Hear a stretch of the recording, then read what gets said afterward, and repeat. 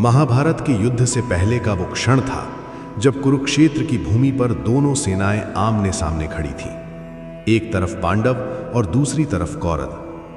अर्जुन अपने ही रिश्तेदारों, गुरुओं और मित्रों को सामने देखकर विचलित हो गए। उनके हाथ कांपने लगे, धनुष नीचे गिर गया और उन्होंने युद्ध करने से मना कर दिया।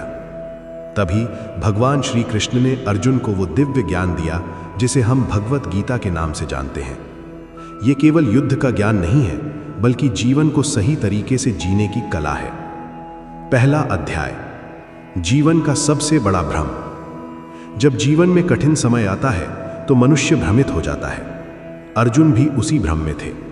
उन्हें लगा कि अपने ही परिवार के खिलाफ युद्ध करना पाप होगा, लेकिन श्री कृष्ण ने उन्हें समझाया कि कभी कभी धर्म की रक्षा के लिए कठोर निर्णय लेने पड़ते हैं।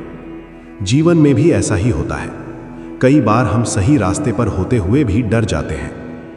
दूसरा अध्याय, आत्मा अमर है। भगवान कृष्ण ने कहा, आत्मा कभी जन्म नहीं लेती और कभी मरती नहीं। ये शरीर नश्वर है, लेकिन आत्मा हमेशा रहती है। जैसे इंसान पुराने कपड़े छोड़कर नए कपड़े पहनता है, वैसे ही आत्मा एक शरीर छोड़कर दूसरा शरीर धारण करती है। इसलिए मृत्यु से डरना नहीं चाहिए। जीवन का असली उद्देश्य आत्मा को समझना है। तीसरा अध्याय, कर्म ही जीवन है। श्री कृष्ण कहते हैं कि कर्म किए बिना कोई भी व्यक्ति एक क्षण भी नहीं रह सकता। हर व्यक्ति को अपना कर्तव्य निभाना चाहिए। अगर हम कर्म से भागते हैं तो जीवन में कभी सफलता नहीं मिलती।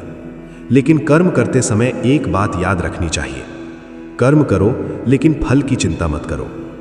चौथा अध्याय, ज्ञान की शक्ति। ज्ञान अंधकार को मिटा देता है। जब इंसान को सही ज्ञान मिल जाता है तो उसके जीवन के सारे भ्रम खत्म हो जाते हैं। श्री कृष्ण कहते हैं कि ज्ञान से बड़ा कोई शुद्ध करने वाला तत्व इस दुनिया में नहीं है। पांचवा अध्याय, त्याग का असली अर्थ। त्याग का मतलब ये नहीं कि हम दुनिया छोड़ दें। त्याग का असली अर्थ है अपने स्वार्थ और अहंकार को छोड़ देना। जब इंसान बिना स्वार्थ के कर्म करता है तब वो सच्चा योगी बन जाता है।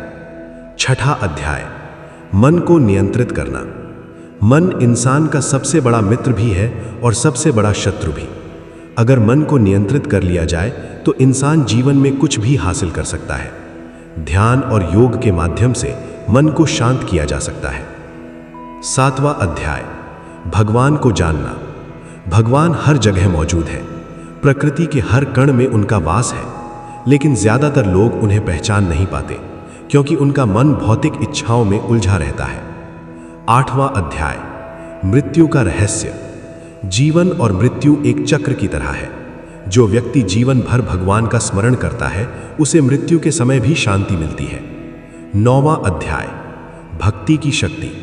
भगवान कहते हैं कि जो व्यक्ति सच्चे मन से उनकी भक्ति करता है वो कभी भी अकेला नहीं होता। भक्ति इंसान को अंदर से मजबूत बनाती है। 10वां अध्याय, भगवान की विभूतियां। इस संसार की हर सुंदर और शक्तिशाली चीज भगवान की ही अभिव्यक्ति है। सूरज की रोशनी, चांद की शीतलता, पहाड़ों की शक्ति, सब में भगवान की झलक दिखाई देती है। 11वां अध्याय, विराट रूप। जब अर्जुन ने भगवान से उनका असली स्वरूप देखने की इच्छा जताई तब भगवान ने उन्हें अपना विराट रूप दिखाया। उस रूप में पूरा ब्रह्मांड समाया हुआ था। अर्जुन समझ गए कि भगवान ही इस सृष्टि के रचयिता और संचालक हैं।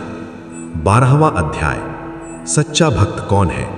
सच्चा भक्त वही है जो किसी से द्वेष नहीं करता, सबके प्रति दयालु होता है, अहंकार से दूर रहता है, हर परिस्थिति में शांत रहता है। अंतिम संदेश।